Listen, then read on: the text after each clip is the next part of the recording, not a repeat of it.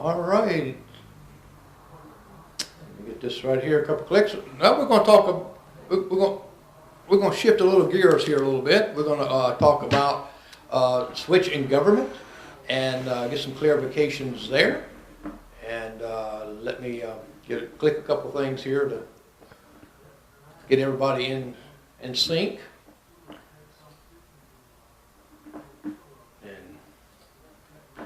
Clicking buttons here right and left.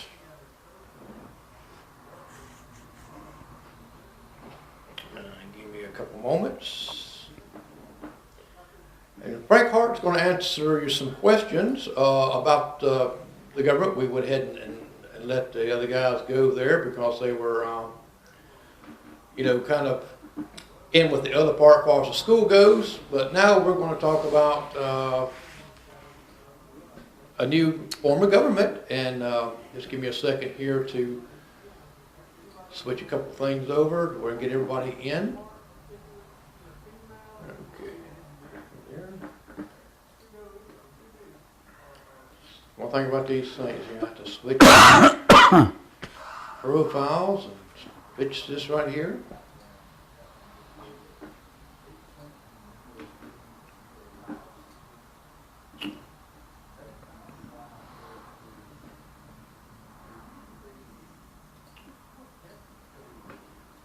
Here we go. Clicking buttons, that's what I'm used for. Here we go. Now I want you to be able to ask Frank some questions about the new form of government. And let me click here where I can make sure I can see the questions here. Okay. Now what I'm going to do, I'm going to switch you over to Frank and talk about this new form of government, and please ask your questions about anything that you want to know about this new form of government. Some people's got some different perceptions of it, and we're going to turn it over to Frank right now. Okay, and Jerry, I apologize if I'm looking a little sleepy. I'm about a week off of COVID quarantine, so I don't know what it is, about 3 or 4 o'clock, you just kind of feel beat. And those folks that have been through COVID can identify with that. So if you look back in South Carolina, counties were traditionally run by the legislative delegation. Your senator and your House of Representative members pretty much ran county operations. It was very simple in the sense that really counties weren't what we call full general purpose governments at that point. In 1976, the state amended the Constitution and created what's called Home Rule, and really made county governments full-purpose governments. And at that time, pretty much every county in the state started off with a county supervisor form of government. And of course, the concept is the chairman of county council plus the administrator of the county is an elected position. So I think what's happened over the years as you look, 1976, what is that, 40 plus years ago, right? So as you look and kind of see what's happened is county governments become more complicated and doing more things like economic development and, run airport and EMS and all these different services that you're providing to the public. What most counties have done, have kind of migrated away from, just because it's a pretty big job trying to elect someone to come in and say this person's going to kind of handle the political side of the county, be the chair of county council, but also they're going to day-to-day manage each of those departments. So if you kind of fast forward and look at South Carolina today, there are basically, as of today, there's 4 county supervisors in South Carolina: Chester, Williamsburg, Berkeley, and Union. And Chester actually, at the 2020 election cycle, they voted to change their form of government to administrator. So there'll really only be 3 after the appointed supervisor finishes their term. As the audience may or may not be aware, the Chester County supervisor, nice guy, he was elected the same time I was, kind of got himself in trouble, got indicted for illegal activity on the job and was removed from the office by the governor. And of course they appointed an interim supervisor for Chester County while that case goes to trial. So this is something county council has talked about for years. maybe looking at a little better system of checks and balances. You know, under the supervisor form of government, if you do get somebody in that job who's not maybe working with council and making sure that we're doing the things that we need to do for the county, it can really be a problem. Chester kind of got into that. They got to where, you know, the supervisor kind of ignored what council was telling him they wanted done, and end up with this power struggle between the two entities. And it got to the point where, unfortunately, this fella kind of got off the track, got himself in trouble, and ended up, you know, of course, under criminal charges. So if you look across the state today, of the 46 counties, there's 46 in South Carolina, basically 40, after Chester makes this change, hire someone to come in and run day-to-day operations, and then they elect their council members and their chair, or elected political offices. So there's advantages both ways. You know, the supervisor, I've enjoyed being supervisor, because sometimes if you can't get consensus with council, you can say, listen, this is what we're going to do, right? You're elected by the people, you're accountable to the people. And it's worked really well. I think we've been able to do a lot of good stuff. The concern is, in not the next election cycle, but, you know, down the road 8 or 12 years, is, you know, we got qualified people in Union County that can come up, and obviously that can do a good job and work with the county. The question is, in the current political environment, are the qualified people willing to pay a filing fee, take a leave of absence from their job, run a political campaign, you know, to try to move into an office to assume a position like county supervisor? And let's face it, politics at the national level is really nasty, right? But it's kind of gotten a little nasty at the local level. I told Chris when I was on WBCU, you know, I have people every week come up to me and say, I wouldn't have your job if I didn't have to run. If you'd give it to me, I wouldn't have it. And it's because, you know, there's a lot of nonsense on Facebook, and, you know, people say a lot of things that are just not correct, but they put it out on Facebook, right? And it kind of reverberates. So now, one of the things that I've been hearing too is that the reason that Frank Hart wants to switch is it's going to give you more power. Yeah, that is totally false, okay?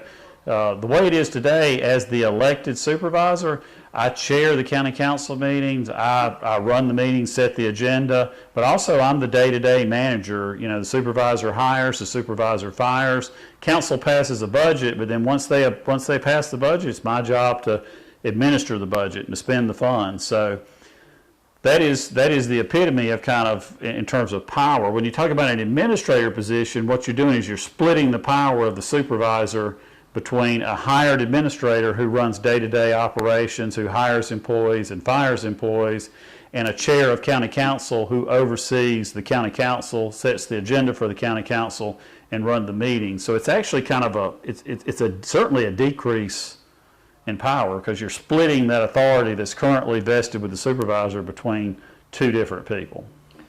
And another question was asking, so, well, if we hire an administrator, then what's Frank going to be doing?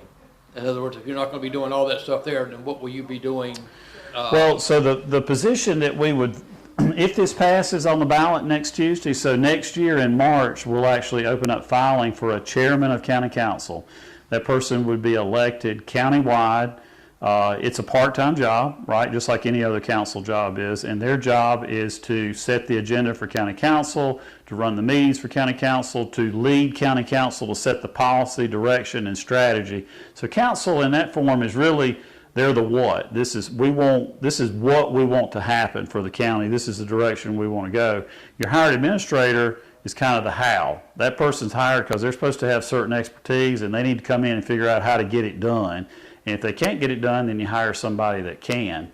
So, you know, the chairman would be a part-time job, and it would be, you know, more in line with a regular county councilman's salary.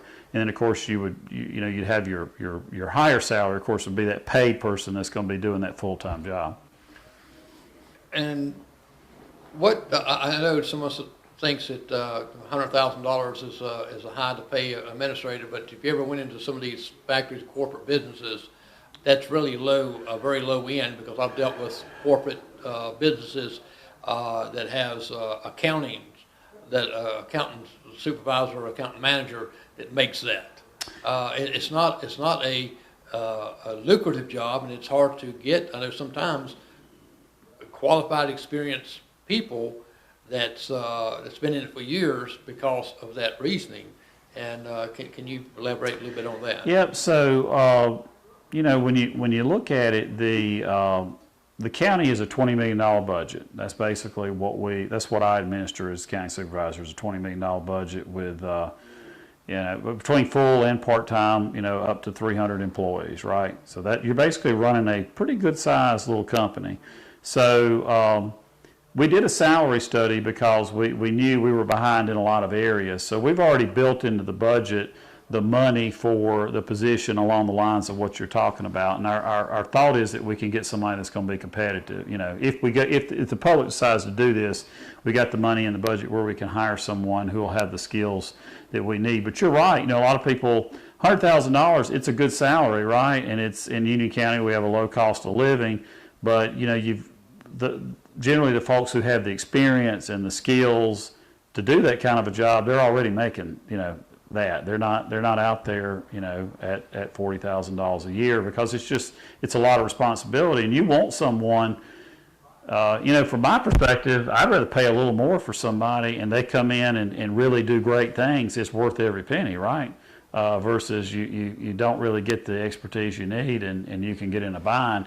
And that's kind of maybe my concern down the road, not the next election cycle, but at some point down the road, somebody's going to come behind me as county supervisor. My hope is that we can find somebody who's got both, if we don't change form, we've got somebody that's got the experience and the passion for Union County to come in and do what needs to be done and not take us backward, because all it takes is one bad 4-year term, to really put us in a bind. Right, and I think one of the things that someone was asking also about was, well, if we get the administrator in, we're talking about, well, if he doesn't do a good job, we can, they can get rid of him and get someone that can, because, you're going to have eyes on that. And they're saying, well, it could take 8 years because, you've got the county councilman going out maybe in 4 years, and you got these half coming in here. But for the county council to vote, does it have to be a unanimous vote? It doesn't. It's simple majority, and every 4 years basically you turn your county council over, right? It's because we're staggered. It's 4 are elected at the 2-year increment, and then the other 3 are the next 2-year increment. So every 4 years there's an opportunity really to roll, swap the whole council out, I guess is what I'm saying. So it's not an 8-year cycle, it's a 4-year cycle. But hopefully those county council positions are important, right? That is the governing body. You need to, you want people that can be responsible and make sure they hold people accountable and that we're moving things in the right direction. That's what county council's there to do. Right, and I can see the point. To me, there's 98% of the state counties has gone to this form of government, and I think it's 3 that hasn't, and I think Chester just went, the 4th one just went. It's a little bit split. So 34 counties are already what we're talking about considering administrator council. Right. 2 are manager council. It's kind of the same thing. It's a hired person, but in those counties, the treasurer and the auditor actually report into that manager as opposed to being elected. So but for practical purposes, it's 36. Chester is going to be moving over, so that's 37. You do have 6 counties that are under the council form of government, and in that scenario, I'm not a big fan of that one. All executive and legislative power is vested with the council, the group of council members. Now, in those counties, fortunately, they just don't, say, hey, I'll run this and you run that. In every county, they've identified we're going to hire somebody. They call it a county director, and they bring that person in to run day-to-day operations. So you're right. Really, 3 counties elect someone to run day-to-day operations. I'm thinking, if we're living like the form of government now, and there's an election that comes up, and we have a chance, say for instance, we have someone I think one of the qualifications at least has to be a high school diploma. I don't even know if it. I haven't seen that in the statute. I read it the other day. I think you have to be 18 and a qualified registered voter and 18. Wow. So that means anyone can run, whether they have a 6th grade education or. Right. Of course, you can't have there's some criminal stuff. You can't have a felony and that kind of stuff. But basically, if you're 18 and you're a registered voter and you don't have a criminal record, you can You can be county council, you can be county supervisor, yeah. Yeah, so you could really, if you're really popular, you don't have to be no figures or no anything like that. It would just be popular, and if you got the popular votes, then you're If you in get there elected, you got it. You got it. Yeah. Oh, man, I don't like that too well. Yeah, I think there's some advantages both ways. I think you have to look at long term, right? What's going to be best for us long term, and that's what I'd encourage the folks to research it, read up on it, and then ultimately go out and make a decision what you think's best, and then that's what we're going to work with. Well, the main thing is, I guess, is that people's got to get out and vote, and Yep. And they've got to weigh this out.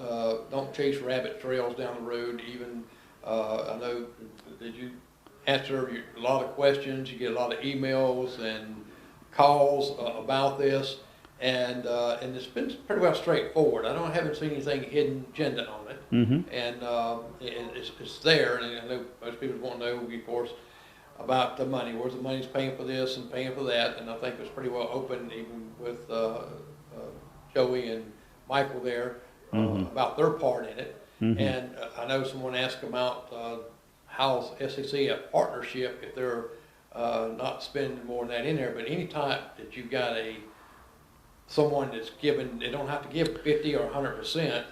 Yeah. I mean, they're bringing 25% to the table from really the operations they're running in Spartanburg and Cherokee County, because they're still, smaller in Union County. That's pretty good. Yeah, $4.5 million. That's pretty I'm not good. going to sneeze at that. Yeah. No, and to me, anytime that you buy in, no matter what part of it, you're a partner.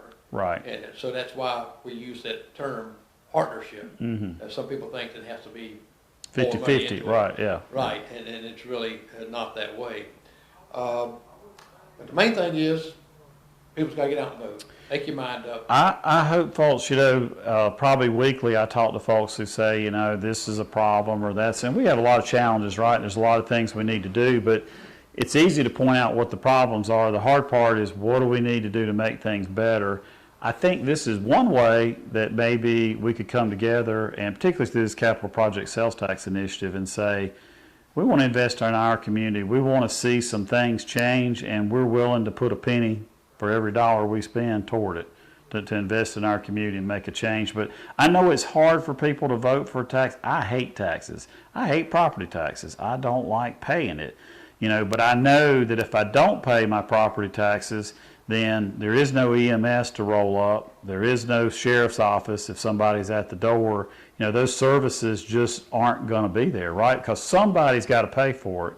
And I like a sales tax. I think it's a fair way to do it. Like we said on WBCU, whether you're a drug dealer or you're the most honest, hardworking guy each and every day, when you spend money, you're going to put money toward things to improve our county. It's the most fair tax. I wish we could eliminate property taxes altogether and go to sales tax, but unfortunately there's no way. The state doesn't allow us to do that. It's not even an option that we can put on the table. But right, and one of the questions wasn't saying right here is why is this money somebody funding the YMCA, which is considered a business, that they made profit-wise $80,000 last year as far as their taxes goes, as far as profit.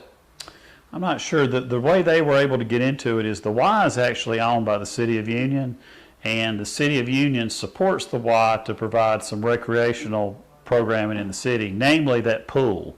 There's open swim times where even if you're not a Y member, you can take your child and go and enjoy that pool. So the little bit of money that was put in there, I think it's $100,000 or something, it's related to improvements to the pool, because the pool, it can be used by anybody, certain times of the day through the summer season for recreation. Right, and I'm glad you cleared that up, because a lot of people think that, well, we got to go pay that fee and be a member to be able to go and utilize. No, there's open swim, and I don't know the days and times, but right. I know they provide that for the community, and that's why the city obviously supports.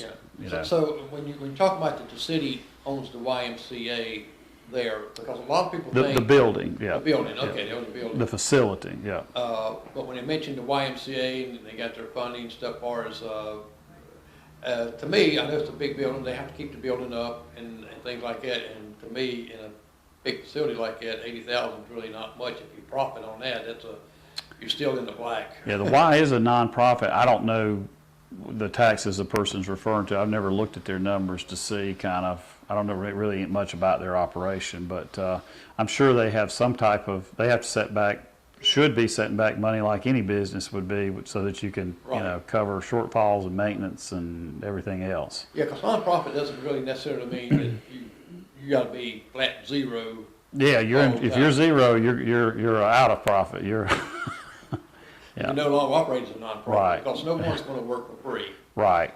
Right, and if you don't pay the power bill, the lights are going to go dark. Yeah. Right, and I think that's what a lot of people are thinking about this tax right here because of the hard times that we're having. It's a tough time. We just came off of COVID, and I get it. Inflation, is high. I know they say the numbers are still single digit, but boy, it doesn't feel like it, right, when you go to the store. So I get it. It's a hard question, and it's something that everybody's got to think about and decide. I'm going to encourage you whether you're for it or against it, because it's up to the people of Union County. You need to go and vote. If you don't vote and you say, I was for it, I can't believe we didn't do it, well, you know what? You didn't vote. So right, if you don't vote, you don't have. Or if you're against it and it passes, you say, well, guess what? You didn't go vote. So you got to take the time. It's not that much time. You can go vote tomorrow. Okay, they're doing early voting. You could go to, but sometime you take 10 minutes and swing by, and you need to let your voice be heard. I'm going to be disappointed if only 1,000 people show up to vote for this, because this is all local. This is important. It's 30,000 people. Yeah, typically 10,000 or so in a general election, 10 or 11, which is still not what it ought to be. But shame on us if we don't go. Whether you're for it or against it, get out and vote. Let us know what you want. I know Tamika Wilson and her crew there has been out recruiting people, signing them up to register to vote. Yeah. For a good while now, and I commend them for doing that. Yeah. Because they want to get people out, get them registered, get them vote, because every vote counts. Right. And if you don't care enough about it to go vote, I hate to say it, you can't really complain about it. We're a democracy, and this is the epitome of democracy. You put it on the ballot, and the people decide, and whatever the people decide, I'm good with it, and that's what we're going to do. That's right, and that's what we encourage everyone to do. Well, I appreciate you taking your time. Thank you for coming over and doing this on a late, rainy evening. Well, the equipment it's working perfectly now. Yeah. Strange, but I appreciate what your group's doing, and also I know being a county supervisor, you take a lot of heat. And comes with the territory. And your constituents said that you are a good man for us. You got tough skin and handle things right. Don't run for this job unless you got some pretty thick skin. You've got to have it. Well, I think about any political job you do in Union County, because people they take it seriously. Yeah. And it is serious. It's serious, but it's serious. I take it seriously. But between now and then, if you see Frank and you want to talk to him about it, I think we've covered it from WBCU and others. You had an opportunity here to put your question out. Still send your question to him. I'll see what he'll answer it. And tell people about it. I had somebody come up to me today that's in the courthouse regularly who said, I didn't know we were having an election next week. So I don't know what else we can do. We've done Facebook. We've done meetings throughout the community. We've done the paper. We've done the radio. But, get the word out, to whether you're for it or against it. Call your folks and say, let's go vote, and tell them what we want. That's right. Yeah. Well, any parting words? We'll end it right here. No, listen, I just want to say it's a pleasure to serve Union County. I'm excited, y'all. I think there's some great things that have happened, but there's better things that are on the horizon. We just announced a new company this week. We're working with another larger project, which I hope we're going to get and announce soon. We're working on housing. We're working on some new retail coming in, some new restaurants, that sort of thing that we're looking for. So, just a lot of activity going on behind the scenes to try to move our community forward. So it's an exciting time. Yeah, just have to be patient sometimes. Things, it takes time. It frustrates me. It's slow. Yeah, it's slow. Yeah, the wheels turn slow. Oh, and I got to say this. Lord knows we've been working on this for 2.5, 3 years. The Lockhart boat ramp. You know, we've been working with Fish and Wildlife and getting approval and wetland mitigation. We just got approval from U.S. Fish and Wildlife to build the boat ramp in Lockhart. And in fact, that ought to go out to bid really within the next 30 days or so. So, but that's been, honestly, that's a 3 or 4 year process going through the regulatory, and it really frustrates me, the length of time it takes to do some stuff. Well, it's great. I know they're going to be proud to hear that, because Yeah. we've got a lot of people like to go fishing down there, and that's going to be a good plus. And Yeah. so that's good to hear. All right, thanks, Well, thank you, sir. Frank. You have a great day.